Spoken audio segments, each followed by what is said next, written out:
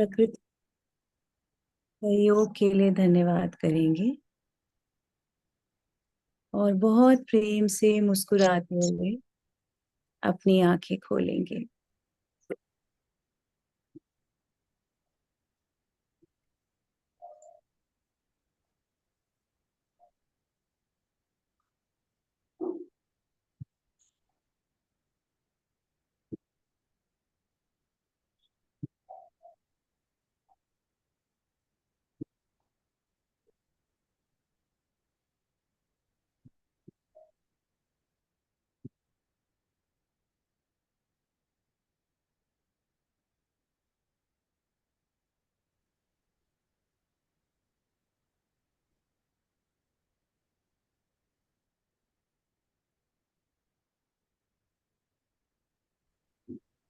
सबको नारायण हरि।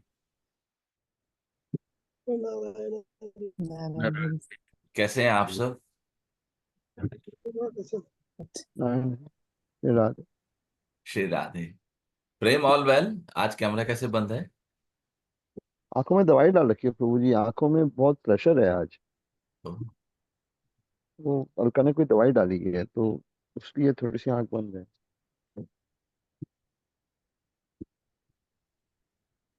धन्यवाद ऋचा, सबको बहुत अच्छे से ध्यान कराने के लिए।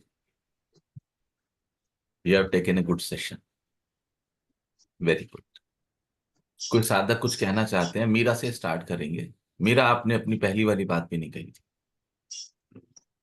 हाँ जी गुरु जी। क्यों सर संकोच क्यों पहले करते हो?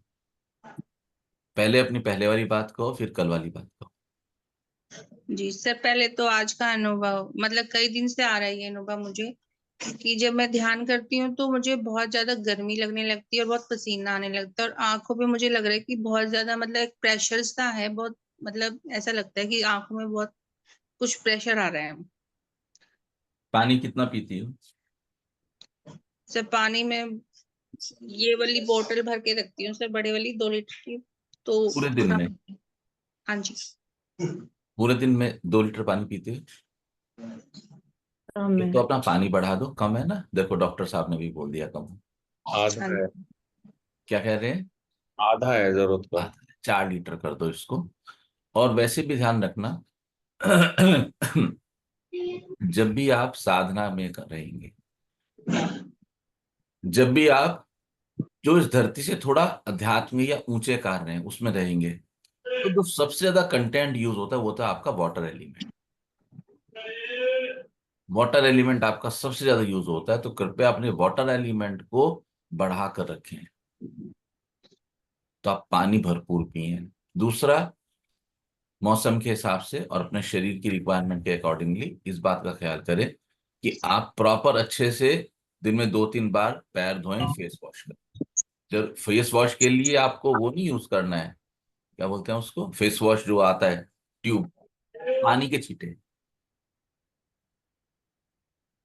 नहाते हुए पहले आप अपने पैरों के पंजों पे पानी डालें, फिर काफ मसल्स पे यानी घुटनों के नीचे। उसके बाद आप पूरे सभी लोग करें इस काम को, तो उसके बाद पूरे शरीर पे पानी डाल लें, तो शरीर में कुछ संतुलन क्रिएट हो जाएगा। आगे बोलें। सर वो कई दिन से, पहले मुझे सपने में दिखा, फिर मुझे ध्यान में दिखा कि मैं दरबार में बैठी हुई हूँ और आप मेरे साथ बैठे हुए हैं, और आपने मेरे सर पे हाथ रखा और मुझे आपने, जैसे मुझे ऐसे लगा, मतलब माँ काली की शक्ति आपने मुझे दी। माँ काली की शक्ति उनकी है, उसका मेरा कोई लेना देना नहीं है। और अगर वो देना चाहें तो डायरेक्ट देंगी, उसमें उनको किसी मिडिल मैन की जरूरत नहीं है।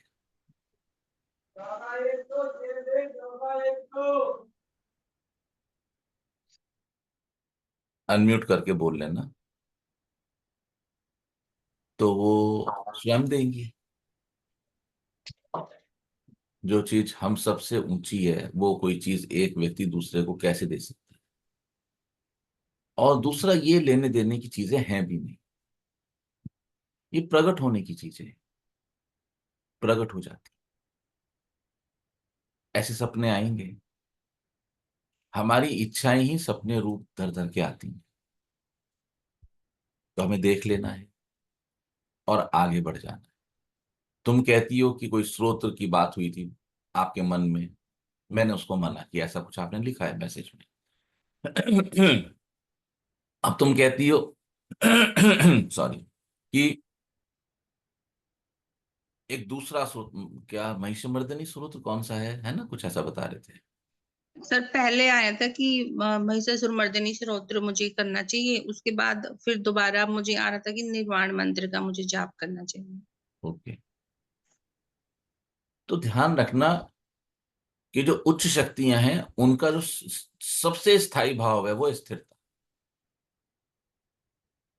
इस बात को हमेशा याद रखना। एक कह दिया तो कह दिया, उस बात खत्म। Whenever there is change of opinion, यानी कि मेरा मन ही मुझे बोल रहा है, तो जो उत्तर पहले था वही उत्तर अब है। धैर्य करेंगे। मेरा सारी समस्या तुम्हारे साथ सिर्फ करने की है।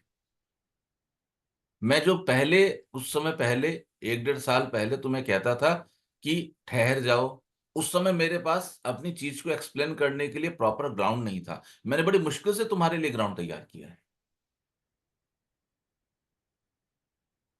तो जिसको मैं सिर्फ इतना एक्सप्रेस कर पाता था कि अपने फिजिकल मूवमेंट को स्लो करो, मूल रूप से मैं कहना चाहता था कि अपने मानसिक मूवमेंट को स्लो करो, क्योंकि मानसिक मूवमेंट बहुत हाई है, मोमेंटम बहुत ज्यादा है, और वो इतना ज्यादा है कि वो एक आंधी की तरह है। तो जब आंधी चलती है तो क्या होगा, आंधी चलेगी तो जिस क्षेत्र से होके गुजरेगी वहां के जितने भी जीव हैं वो सहम जाएंगे, सहम जाते हैं। और आंधी कहे कि मेरी तो फितरत ही ऐसी, मैं तो हुई ऐसी, और मैं यहां से निकलूं तो ये लोग क्यों सहमते हैं, ये गलत है। तो कौन सही है कौन गलत है? आंधी की फितरत तो वैसी ही है, ये बात तो सही है।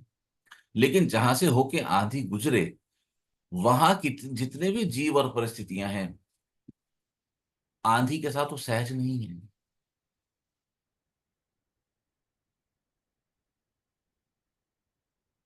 तो अब तरीका यही है कि किसी तरह से आंधी को कहा जाए कि थोड़ा अपना गति कम कर, और ये हुआ है। ऐसे नहीं है कि नहीं हुआ, ये अनुभव रिकॉर्डेड है।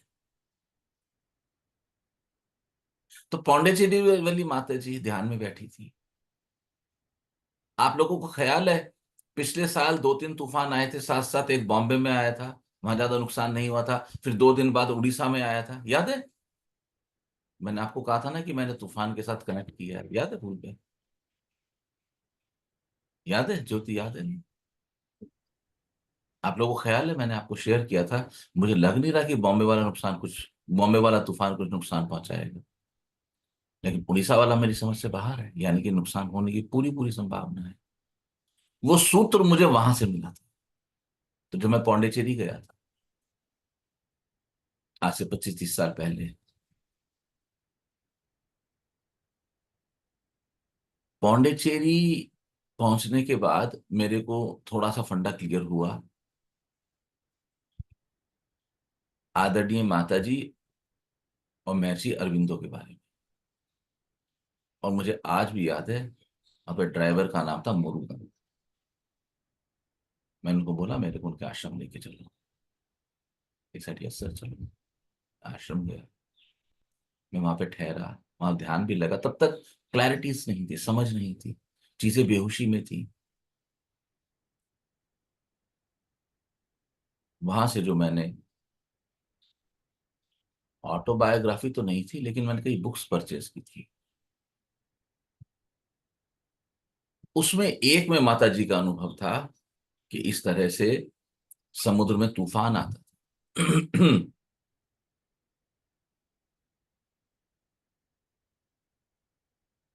तो माता जी जो थी अपने शरीर से सूक्ष्म शरीर में आई, अभी वो क्या स्थिति है, मैंने क्या पढ़ा उतना मुझे अक्षरशः याद नहीं है।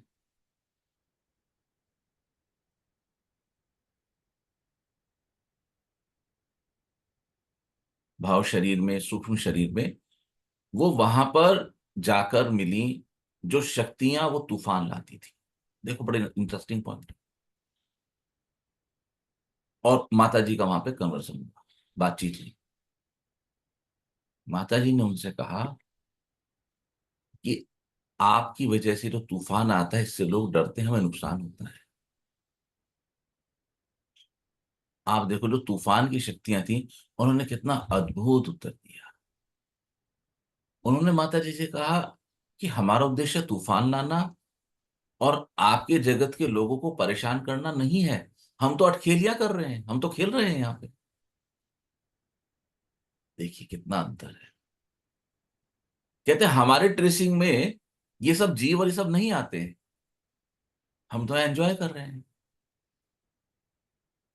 माता जी लिखती हैं कि मैंने उनसे बात करके उनको ये मैसेज कम्युनिकेट किया कि आप जो खेलते हैं उससे हम पृथ्वीवासियों को कष्ट होता है।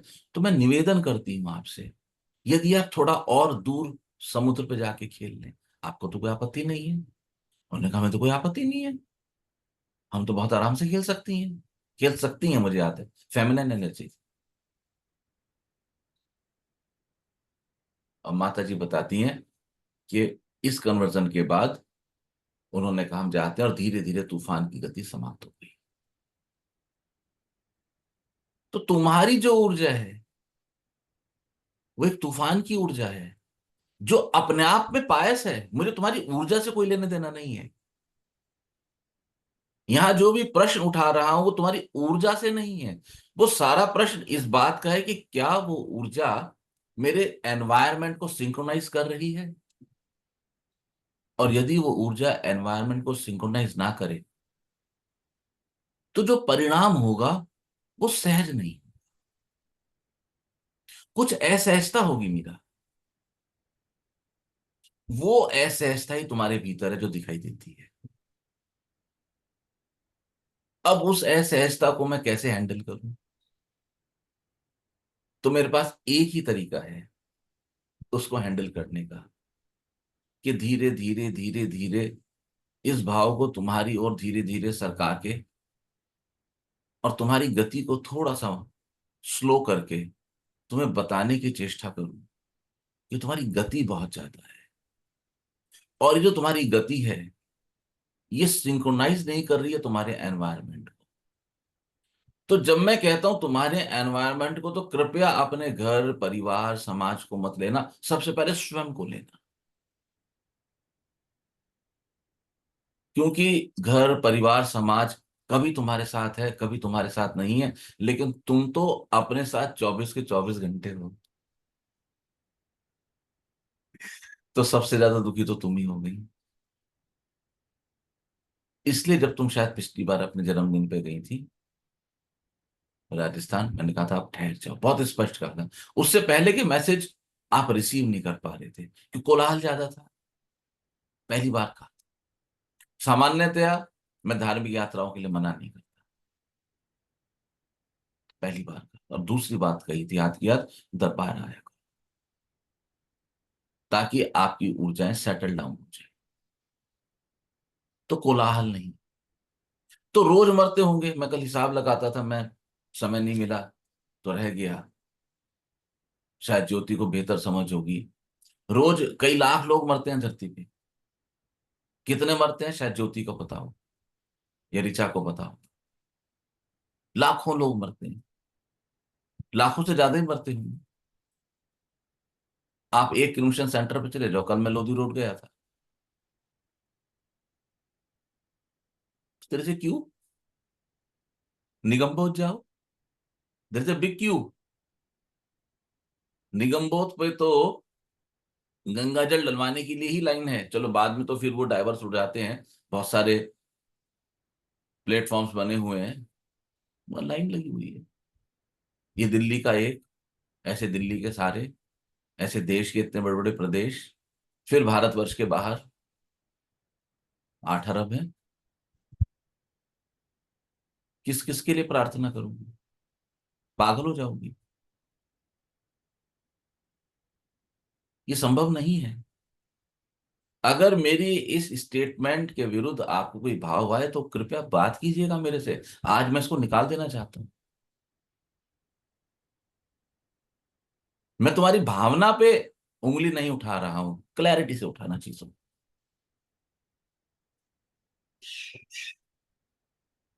लेकिन वो पद जब हम प्रार्थना करें सर्वे भवन्तु सुखिनः, तो ठीक उससे पहले मेरे को वो पद भी तो मिल जाए। मैं अपने आप तो दुखी हूं, सबके सुख की कामना करता हूं। इम्प्रैक्टिकल है, व्यवहारिक नहीं है।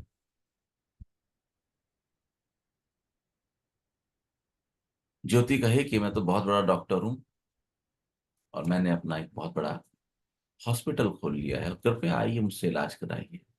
तो लोग क्या देखेंगे कि जब ये डॉक्टर साहब आके अपना ऐड करते हैं, बोलते हैं, देखने में ठीक ठाक भले चंगे हैं, स्वस्थ हैं, ऐसा तो नहीं कि डॉक्टर साहब को ड्रिप लगी है, बेड पे पड़े हैं और कह रहे हैं जी आइए इलाज कराइए। कोई नहीं आएगा, कोई नहीं आएगा। ओके डॉक्टर साहब पहले अपना इलाज तो करो। तुम्हारा अपना इलाज हो जाएगा तो हमारे सामने एक टेस्टिमनी आ जाएगी कि हाँ आप कुछ कर सकते हो। लेकिन यदि आपका इलाज आप स्वयं नहीं कर सकते तो आप किसी का इलाज नहीं कर सकते। यदि अपना इलाज आप स्वयं करने में सक्षम है तो आप सबका इलाज कर सकते हैं। अगर तुम ये सोचो कि मैं धरती की हर जाने वाली आत्मा के लिए 2 सेकंड के लिए प्रार्थना करूं तो 24 घंटे, क्योंकि अगले 24 घंटे में नई लिस्ट जुड़ने वाली है। तो फिर तुम्हारी जिंदगी एक पागलपन की ओर बढ़ जाओगी। अपने को एक्सपेंड वहां जहां कर जाकर करो जहां तुम इसके लायक हो जाओ। इसके लिए मैं कहता हूं भीतर आ जाओ, भीतर मुड़ जाओ। भीतर मुड़ोगे, अपने को जानोगे तो सबको जानोगे। एक मन को जान लोगे तो सब मन को जान लोगे। जब ज्योति पढ़ाई किया करते थे एमबीबीएस की, तो इन्होंने हर हर व्यक्ति का बदन काट के नहीं देखा था। तब एक ग्रुप ऑफ स्टूडेंट्स थे, 20 30 40 रहे। उन सबके सामने कोई एक डेड बॉडी को काट के इनके प्रोफेसर ने इनको एग्जिबिट किया। देखो हृदय ऐसे होता है, लीवर ऐसे होता है, स्प्लीन ऐसे होता है, पेनक्रियाज ऐसे होती है, हार्ट और रिब्स ऐसे होती है। एक को देखो बहुत है, एक को समझ लो। तो ये थोड़ी कहेंगे नहीं डॉक्टर साहब अलग है, अभी मेरे को अफ्रीकन को देखना है। नहीं नहीं, बस एक को देख लो। अगर तुमने किसी भी सब कॉन्टिनेंट के सिर्फ एक शरीर को समझ लिया तो तुम धरती पे सभी शरीरों को, मानव की बात कर रहा हूं, जानवरों की नहीं, सभी शरीरों को समझने के योग्य हो जाओ। सिर्फ एक को समझना है, सिर्फ एक को समझो, सिर्फ अपने को समझो, सिर्फ अपने को देखो, सिर्फ अपने को जानो। ऐसे तो पागलपन की ओर बढ़ जाओगे।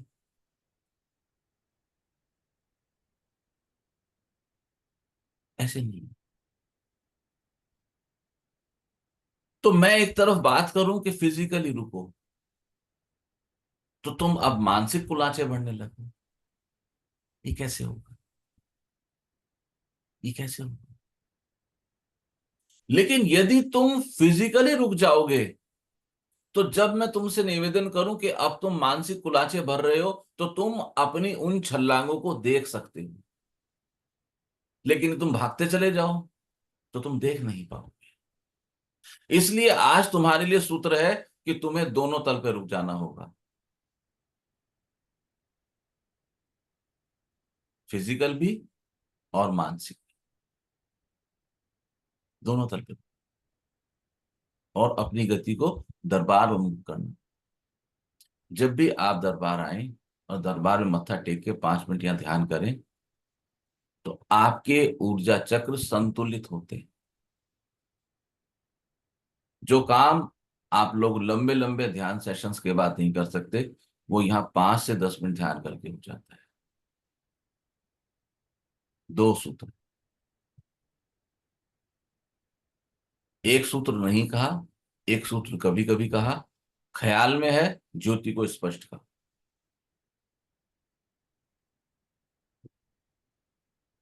जब भी आप दरबार में आके 5 मिनट बैठे हैं और ध्यान करें। आप दरबार हैं तो आपका पहला उद्देश्य होना चाहिए मैं जाके 10 मिनट ध्यान करूं, बाकी संसार है, अच्छा है, कोई आपत्ति नहीं, आपको कोई नहीं रोके। ऊर्जा चक्र संतुलित होते हैं। और दूसरा मैंने ज्योति को बताया था एक बार, गले मिलने का, याद है ज्योति? उससे ऊर्जा चक्र संतुलित होता है। लेकिन गले पड़ना नहीं है, प्रतीक्षा करें।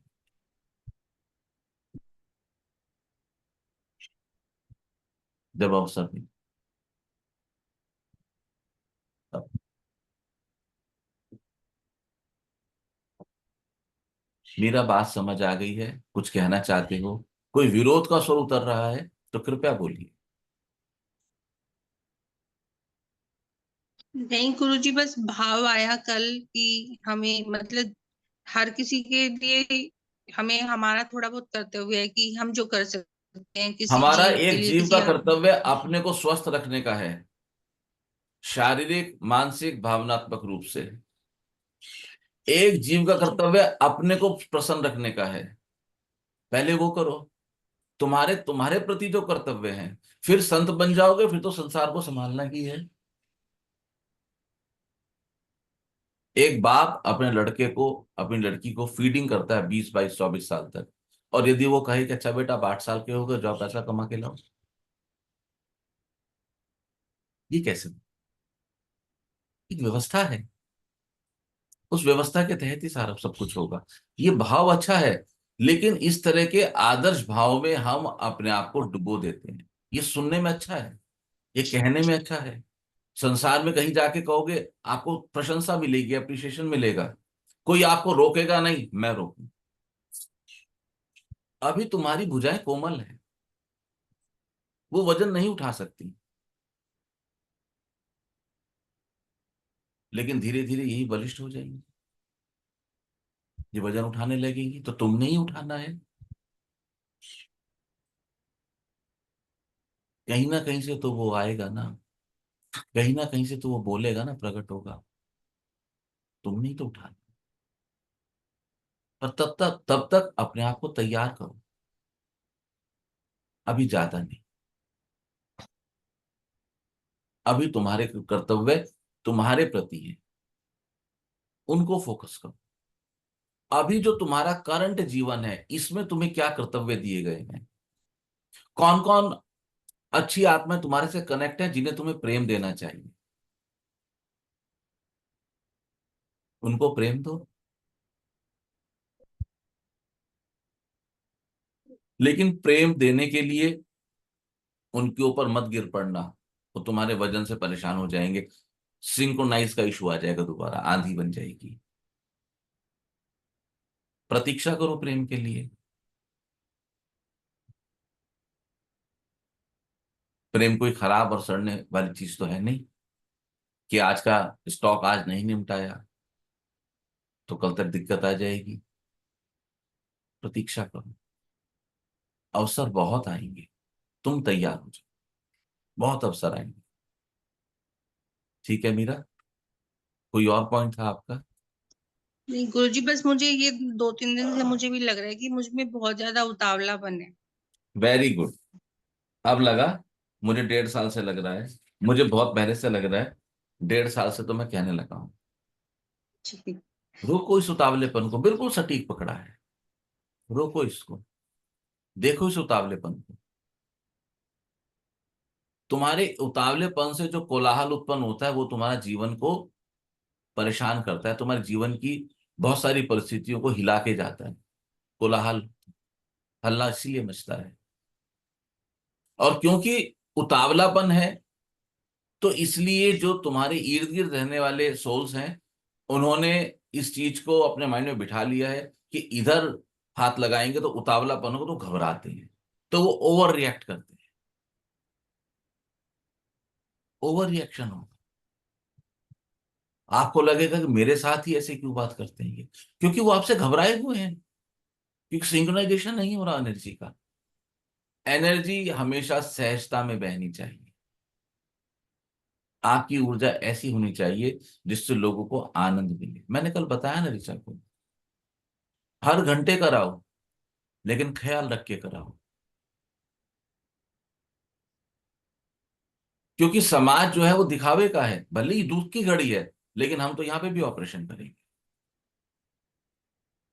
समाज दिखावे का है। कभी भी कुछ ऐसा परिस्थिति जीवन में आए तो जाके न्यूट्रल भाव से देखना लोग कितना दिखावा करते हैं। जैसे ही आप एंटर करोगे इमीडिएटली आंसू शुरू हो जाएंगे और फिर वो स्टोरी दोबारा स्टार्ट होगी, पूरी 5 से 10 मिनट की स्टोरी, एग्जैक्टली अक्षर अक्षर शब्द बाय शब्द वो ही स्टार्ट होगी। वो रिपीट होती है 500 बार। फिर उसमें एंगल तलाशे जाते हैं आश्चर्य के और हैरान कर देने वाले। फिर उसमें कोई लौकिक कनेक्शन निकाला, उनको तो पता लग गया था वो जाएंगे। आध्यात्मिक जगत में इनका कोई मोल नहीं। ये सब ये सब शब्दों की वासना है, बुद्धि की वासना है।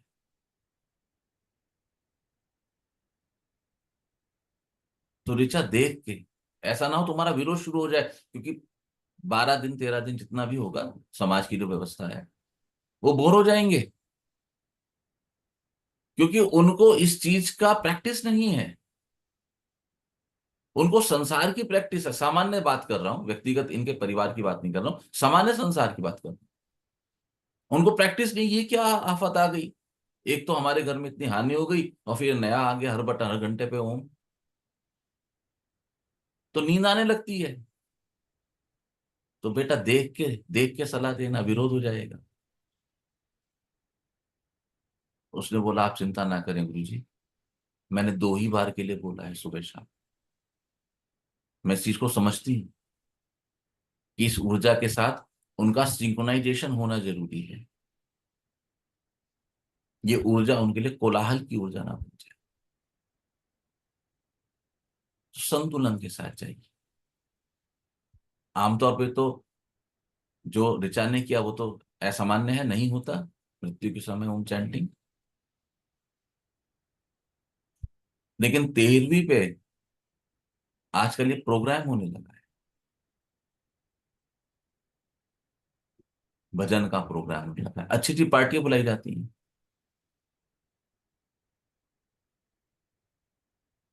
और टारगेट वही है 3 से 4, क्योंकि जो समाज आया है उसको 4 बजे उठ के अपने काम पे जाना है।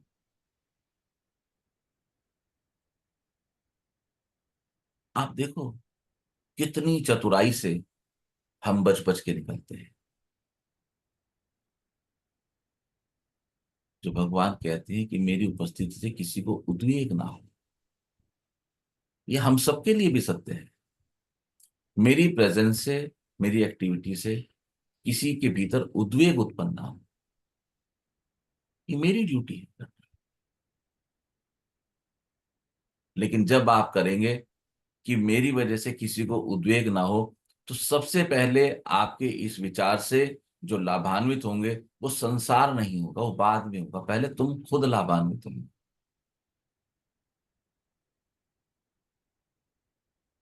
तुम्हारा अपना उद्वेग शांत हो।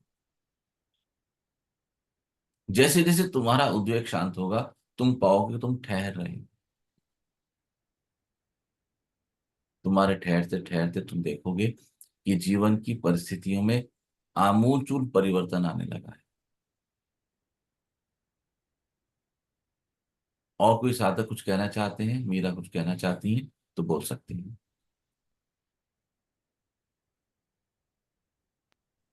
जी गुरु जी, अभी तो बस इतना ही। इसको और जो अभी आपने बोला उसको धीरे धीरे समझने की कोशिश कर रही हूँ। मेरा समझना नहीं है, बुद्धि के तल से मत उठाओ, जी बस ठहर। तुम्हारी जो सबसे अच्छी बात कल थी वो थी तुमने सत्यता से जवाब दिया। तुम डॉक्टर को आके बता दो, अभी तुम जाओ ज्योति के सामने और नृत्य करने लगोगे, डॉक्टर साहब आप तो बहुत बड़े डॉक्टर हैं, मेरे बदन में दर्द है, बताओ कहाँ दर्द है, सिर में या पैर में। कमर में या हाथ में, कोहनी में या बाजू में, गले में या आंख में, ये क्या बात है? और अगर जाके श्रेष्ठता से कह दो डॉक्टर साहब अच्छा महसूस नहीं होता है, पैरों में बड़ा दर्द रहता है, देखो किसको लाभ हुआ? ज्योति को तो उसकी फीस मिल चुकी है, उसको तो लाभ हो चुका है। लेकिन यहां मूल मुद्दा उसके नहीं, आपके लाभ का है। जितनी सहजता से अपने को प्रस्तुत करो,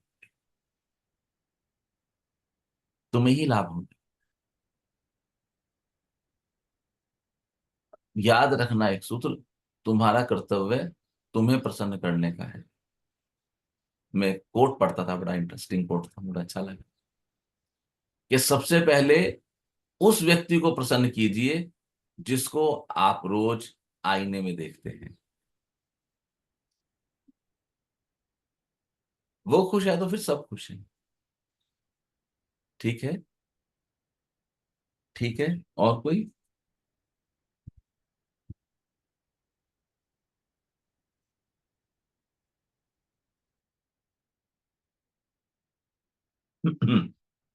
सर मुझे कुछ कहना है। हाँ हाँ, बोलो सुतन जी, बोलो। मैं तो आपकी कई दिन से वेट कर रहा था, बोलिए। सर आज साधना में बिल्कुल अच्छा नहीं लगा। कोई मन में बहुत कुछ आ रहा है, कभी महामुक्ति के बारे में और कभी बिटिया के बारे में। सिर भारी हो गया बहुत ज्यादा।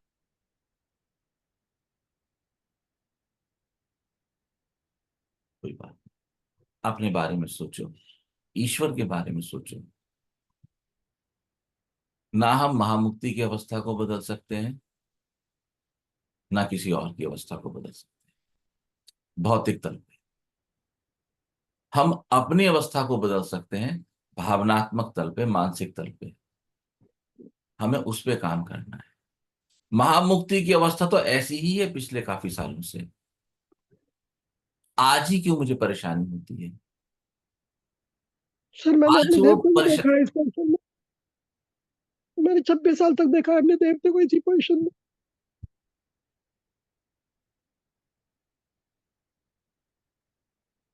और आजकल मेरी बिटिया भी बहुत डिस्टर्ब है, मुझे समझ नहीं आता क्या करना चाहिए। जबकि मैं परेशानी से कभी घबराती नहीं हूँ, लेकिन पता नहीं अंदर से क्यों परेशानी बहुत बढ़ती जा रही है।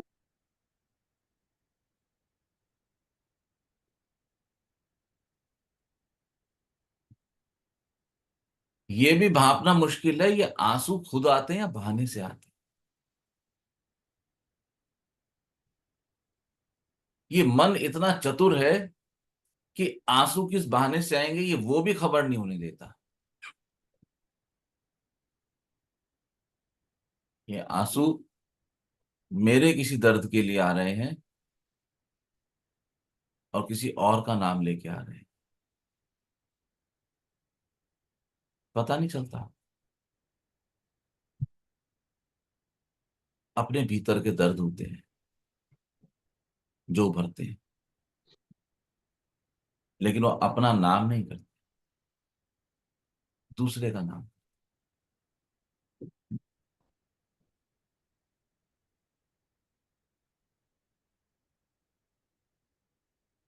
महामुक्ति या किसी अन्य जीव के लिए आप प्रार्थना का मार्ग चुन सकते हैं। रात में बैठा था कहीं, आनंद का फोन आया कि महामुक्ति को सुबह से आज परेशानी है। मैंने कहा ठहरो, देखता हूं। मैंने बोला सीरीज है, इसका एक ही हल है,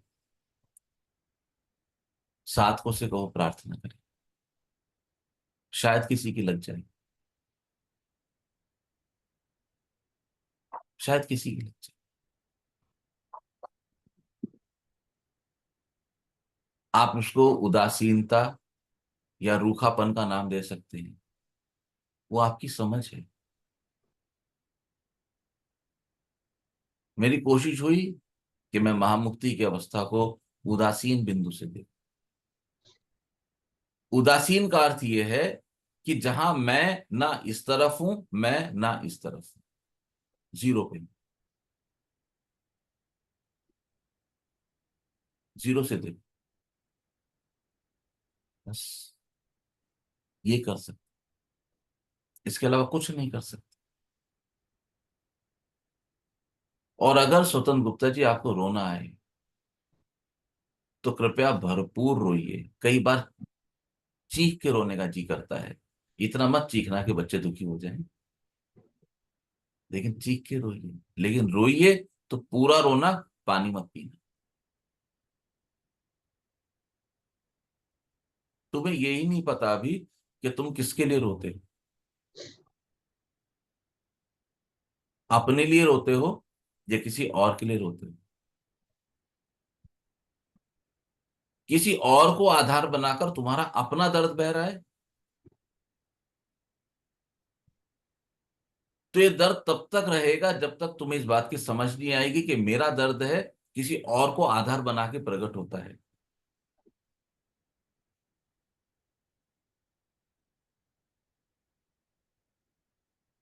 पर यदि आंसू आए तो मत रो कि जन्मों जन्मों के रुके हुए।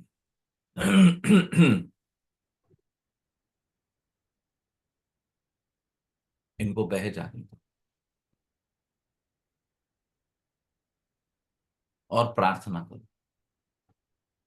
बस और कुछ नहीं किया जा सकता। आप साधना के पथ पर हैं, प्रार्थना कीजिए, मां मुक्ति के लिए कीजिए, अपने परिवार के सदस्य के लिए कीजिए,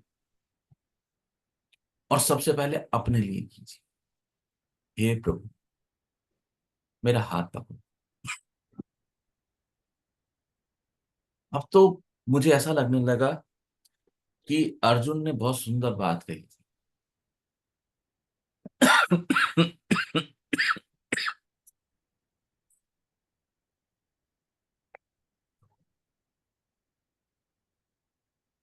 अर्जुन ने बालकों की तरह कहा भगवान से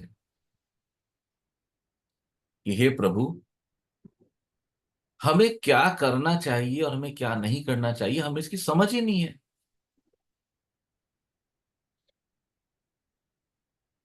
हमें इसकी समझ ही नहीं है।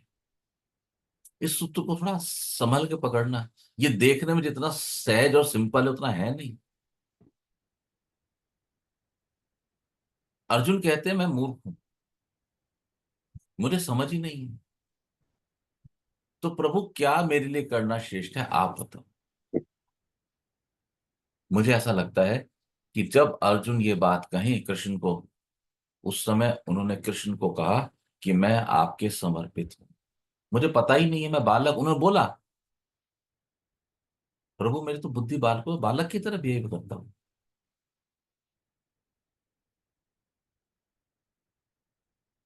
ये भाव जब धीरे धीरे उठने लगे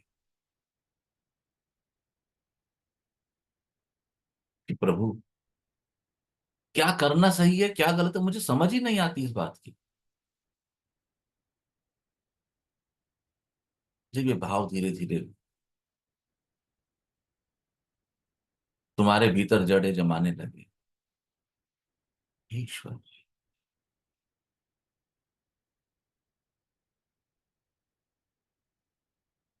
तो उसके नेक्स्ट भाव जो उठे कि प्रभु जब मुझे समझ ही नहीं है, अब आप संभाल, अब आप संभाल, मैंने बहुत कर लिया, अब आप संभाल।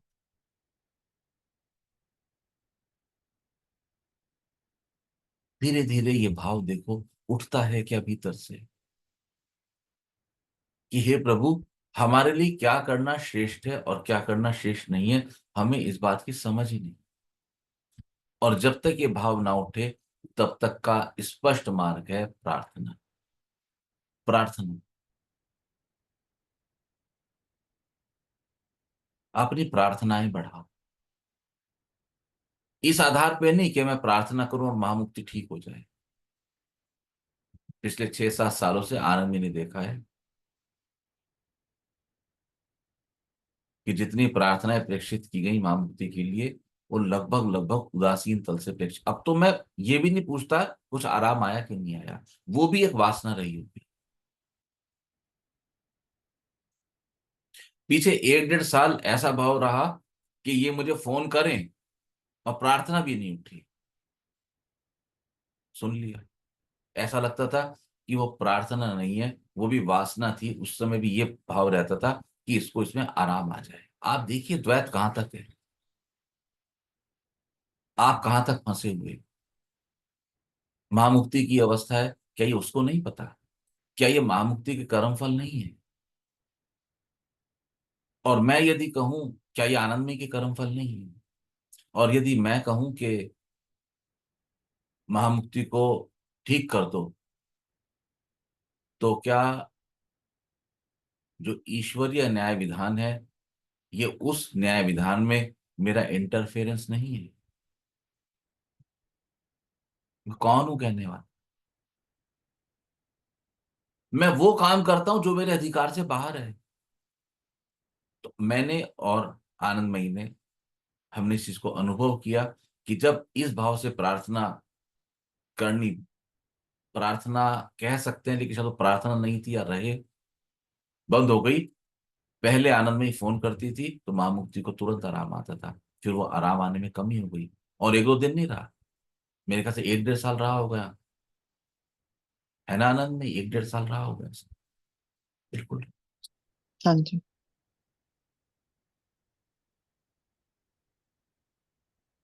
जीव मुक्ति की कामना करे, क्यों करे?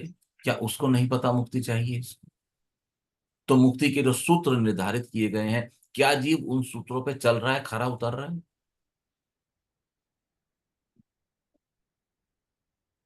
अगर वो ईश्वरीय मार्ग पर जीव चल रहा है तो मुक्ति की कामना क्यों? और यदि जीव ईश्वरीय मार्ग पर नहीं चल रहा है तो मुक्ति की कामना कैसी?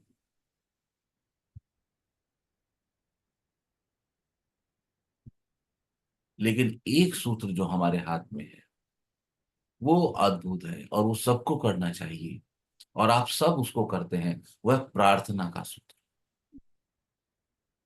प्रार्थना करनी चाहिए, हे ईश्वर, हे ईश्वर, हे प्रभु, शक्ति दीजिए मुझे, इस कर्म से मुक्त करने की, मुक्त होने की शक्ति इस प्रकार दीजिए कि इस कर्म के जो फल मुझे भुगतने हैं उसको भुगतने की शक्ति मेरे भीतर आ जाए। आपके पास लोन है 2, 10, 50 करोड़ रुपए, वो माफ नहीं हो सकता।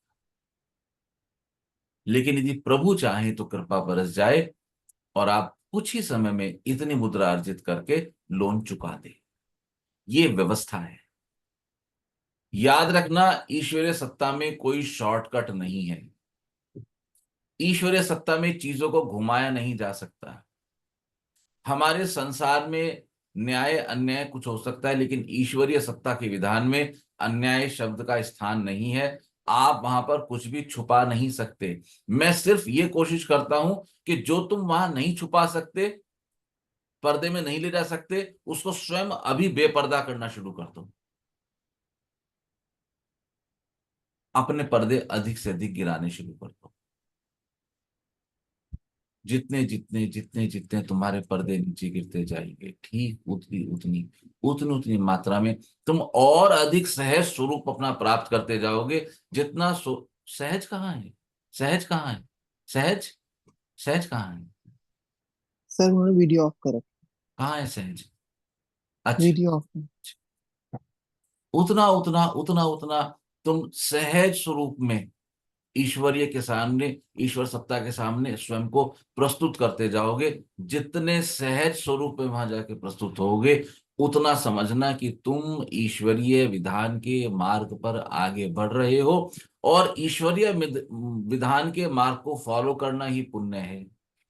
ईश्वरीय विधान के मार्ग को फॉलो ना करना ही पाप है। इसके अलावा कोई पाप पुण्य की परिभाषा नहीं है, कभी नहीं है। बाकी जितनी परिभाषाएं तुम्हारे संसार की हैं, तुम्हारे संसार की परिभाषाएं, वहां कितनी लगे कितनी न लगे, इसका कोई व्यवस्था नहीं, कोई आधार नहीं है। जितना हो सके उतना सहज हो। एक विचार फूटे, सहयोग किया ना मीरा ने, सहयोग किया ना, सच में लिख दिया ना उसने कल, तो आज की बात बनती। अभी वो यदि कल सही उत्तर नहीं देती तो क्या और प्रतीक्षा और वेट, यही होता ना।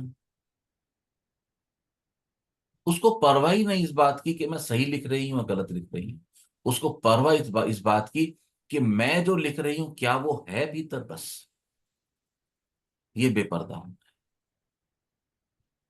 जैसे हो वैसे प्रस्तुत हो जाओ, जैसे कि तैसे, बिल्कुल घुमाओ फिराओ मत करो। स्वीकार करो यदि हमने गलतियां की हैं तो क्या बुराई है, करिए ना, हम ऐसे ही हैं प्रभु, आज तो मैं ऐसा ही हूं।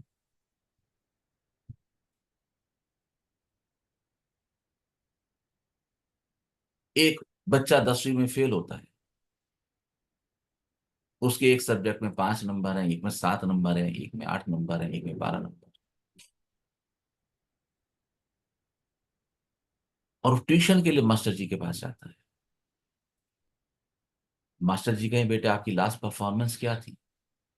वो भाई सभी में 70+ था, बस एक में 30 रह गए इसलिए फेल हो गया। तो क्या मास्टर जी उस पर ठीक काम कर पाएंगे? क्या वो मास्टर जी को अधिक समय के लिए इस बुलावे में रख पाएगा? क्योंकि वो कहेंगे कोई बात नहीं, आ जाओ, मास्टर जी तो मास्टर जी हैं, वो तुम्हारे बाप समान है। जैसे ही तुम पहली क्लास में आओगे, एक तो तुम्हारे शब्दों से पकड़ जाएंगे झूठ बोलता है, और उसके बाद वो तुम्हें एक प्रश्न देंगे, तुम उसको हल कर पाए या नहीं कर पाए उनको सब पता लग गया। तुम मास्टर जी के साथ खेल रहे हो, मास्टर जी तुम्हारे साथ खेल रहे हो।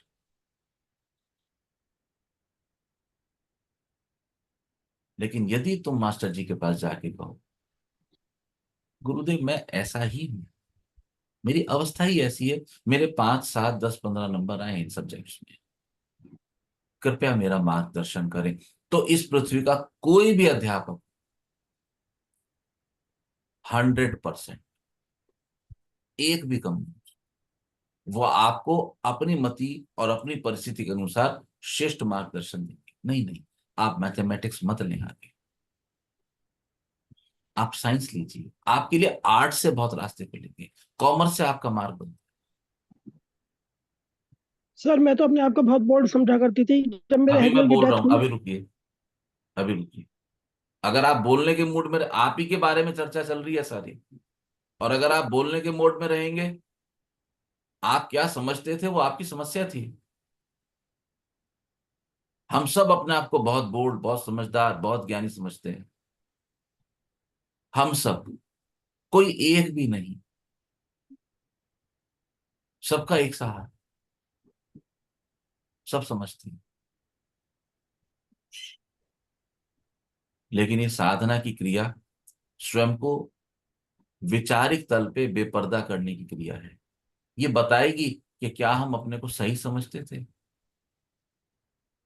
क्या हम अपने को गलत समझते थे।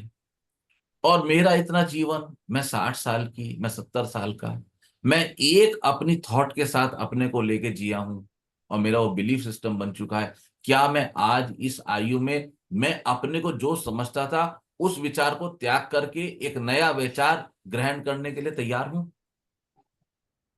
सबसे मुश्किल काम है मेरे, मैं तुम्हारे पुराने विचारों को तुमसे छुड़वाता हूं, लेकिन ऐसे छुड़वाना पड़ता है कि तुम ना मुझसे छूट जाओ। तो चोट इतनी धीरे होती है, अनसुना हो जाती है। मैं तो 1 सवा साल बोलता रहा मीरा को, चोट असर ही नहीं करती थी। लेकिन कुछ तो थी जो बनी रहती थी, हाथ नहीं छोड़ती थी, यानी कि चोट कहीं भीतर में असर करती थी। तो मैं हमेशा कहता हूं कि समंदर के नीचे गहरे तल पे अगर कोई एक लहर जन्म लेगी तो वो लहर सरफेस पे आएगी ही आएगी। उसके लिए एक ही सूत्र है, प्रतीक्षा। प्रेम सुन रहे हो? जी सुन रहा हूँ। अभी स्वयं से मिलने की अद्भुत घड़ी है, अभी स्वयं से मिलने की अद्भुत घड़ी है, तनिक पास बैठे यही वो घड़ी है। अभी स्वयं से मिलने की अद्भुत घड़ी है, अभी स्वयं से मिलने की अद्भुत घड़ी है, तनिक पास बैठे यही वो घड़ी है, अभी स्वयं से मिलने की। ये दृष्टि अलौकिक है मुक्ति का पासा, ये दृष्टि अलौकिक है मुक्ति का पासा। तू दृश्य बदल के स्वयं के पास आ जा, वहां से हटा ले जहां ये लगी है, अभी स्वयं से मिलने की अद्भुत घड़ी है, अभी स्वयं से मिलने।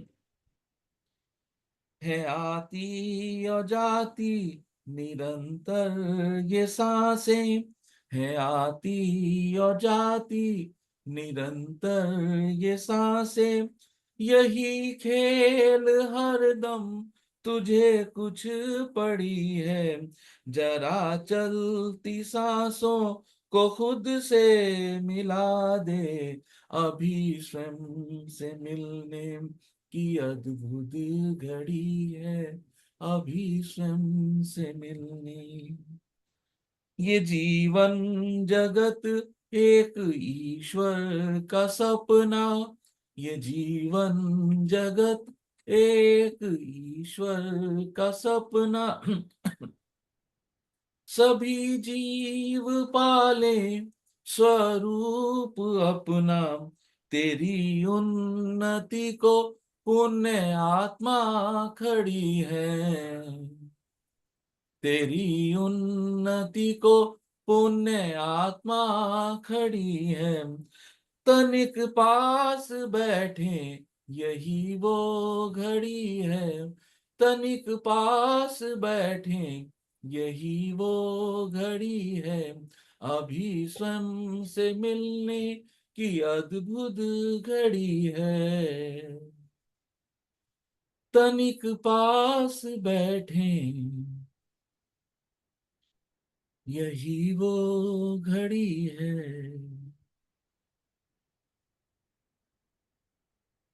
ठीक है, बहुत सुंदर प्रभु जी। सर हाँ कुछ कहूँ? हाँ बोल। सर मैं ना आजकल बहुत बातें भूलने लग गई हूँ। है याद नहीं रहती बातें ना, पहले पहले जैसे दिमाग में बहुत जोर रहता था, तो बातें भूलने लग गई हूँ। नहीं दिमाग में रहती कोई भी बात ना।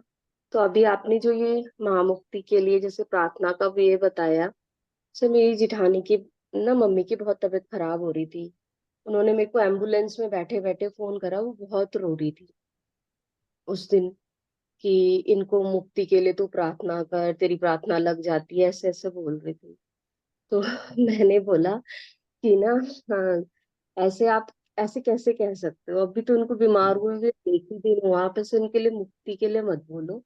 उनको बोलो कि उनके कष्ट कम करे प्रभु, और आप ऐसे मुक्ति के लिए बोलोगे, ऐसे तो गलत है ना। मैंने कहा क्या पता उनको जीना हो, वो ठीक होने वाली है। तो सर मैंने सही सलाह दी या मैंने गलत दी, मुझे आज ही याद आई ये बात। गलत सलाह दी। अच्छा सर, क्या देना चाहिए था?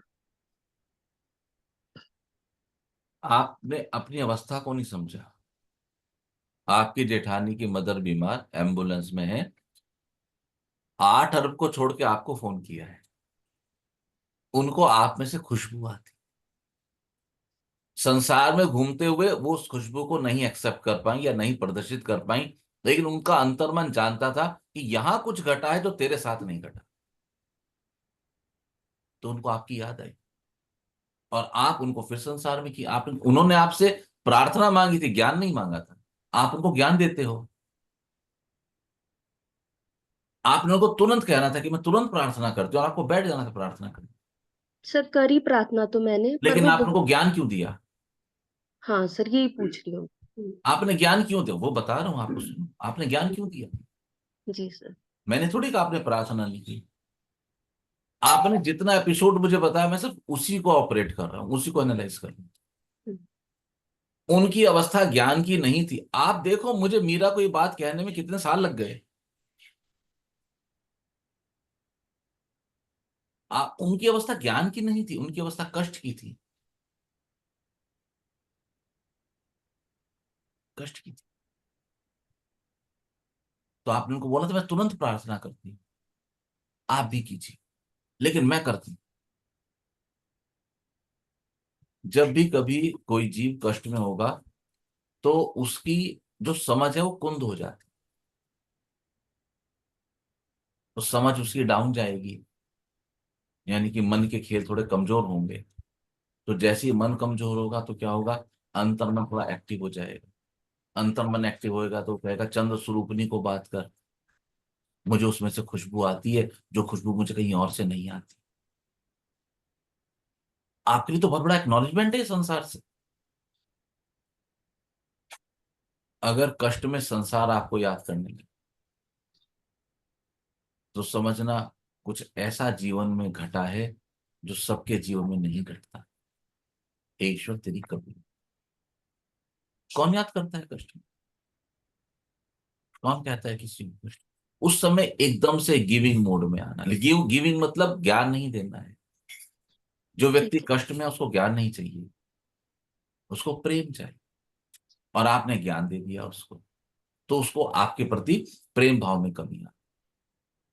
सर नहीं, मैंने बहुत प्यार दिया उन्हें, मैंने हर पल आप झूठ उनके लिए बोलते हैं, प्रार्थना भी। सर नहीं, मैंने। मैं सर स्वीकार नहीं करूंगा। आज मैंने का जो भी सुनो। कुछ एनालाइज किया वो आपकी फीडबैक पे किया। हाँ आपने जी उनको सर। बताया सर कि आप अभी एक ही दिन हुआ बीमार हुए भी। सर उस अब तो बहुत दिन हो गए सर, 20 दिन हो गए। मैंने ये नहीं कहा आप 30 दिन बाद बताओ, लेकिन आपने उस दिन की बात बताई मेरे को 30 दिन हाँ पहले। जी सर। सर हाँ। आप अपने शब्दों से पीछे नहीं हट सकते हो। हाँ, सर आप मैं उसको कह रही हूँ, मैंने एनालाइज बाद करो। में। हाँ। आप उसको एनालाइज करो या ना करो, ये पूरी तरह आपकी इच्छा है।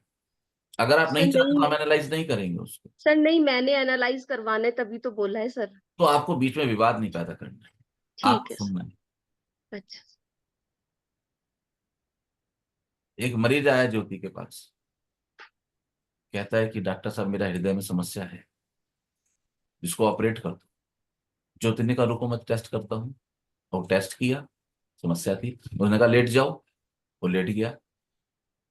ज्योति ने कहा अभी मैं ऑपरेट करता हूँ, अभी पंगे नहीं करने का है, तुम पंगे ना करो तो मैं तुम्हें एनेस्थीसिया दे देता हूँ। वो राजी हो गया। ज्योति ने उसको एनेस्थीसिया दे दिया और उसका हार्ट काट के खोल दिया। लेकिन वो मरीज अधिक बुद्धिमान था, तो जब बुद्धि ज्यादा चलती है तो एनेस्थीसिया काम कम करता है। अभी हार्ट खुला ही था, उठ गया, उसने बोला डॉक्टर साहब जरा एक बार मुझे भी दिखा दो कैसा है हार्ट। ऐसे थोड़ी होता है। ज्योति की हवा सट हो गई, कहते हैं ऐसे नहीं होता भाई, आपको चुपचाप लेटे रहना।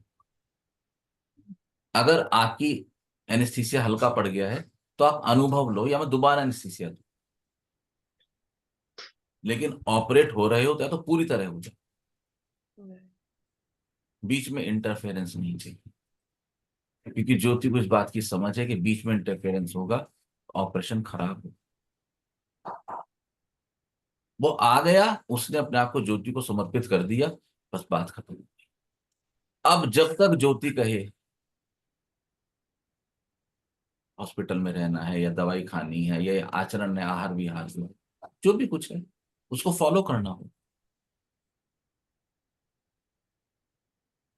फॉलो करना। और दूसरी बात याद रखना, पहली बात हमेशा सच, मैं हमेशा कहता हूँ। दूसरी बात हमेशा संसार।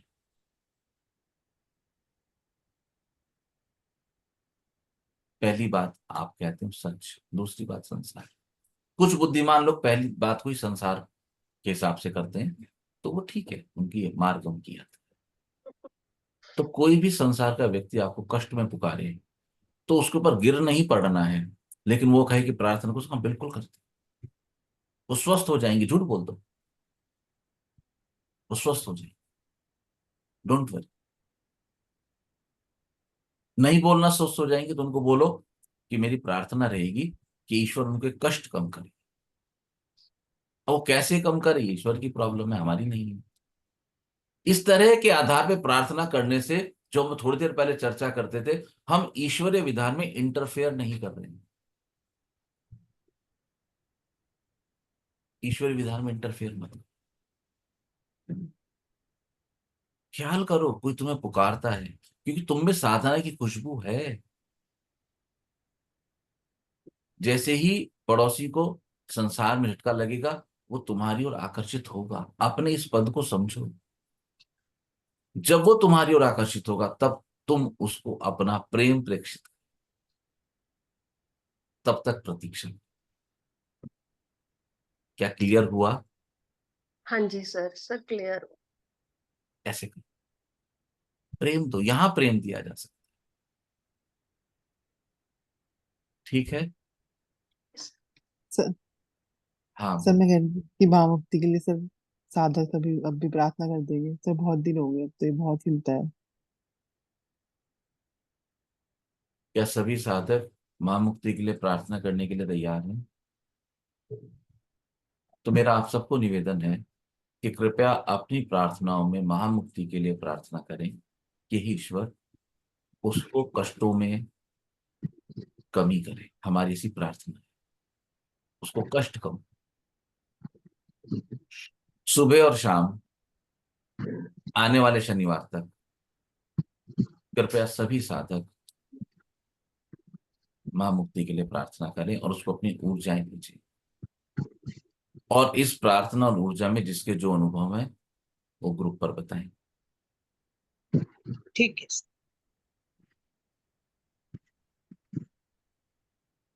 आप सबका बहुत बहुत धन्यवाद। उठ के ज्योति पानी पी लेना, 2 मिनट बाद उठना, पानी पी लेना, पानी की मात्रा थोड़ी बढ़ा लो। ठीक है। ठीक है। आप सबका बहुत बहुत धन्यवाद।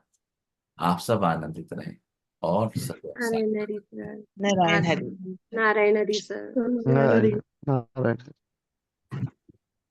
नारायण। नारायण हरि सर। नारायण हरि।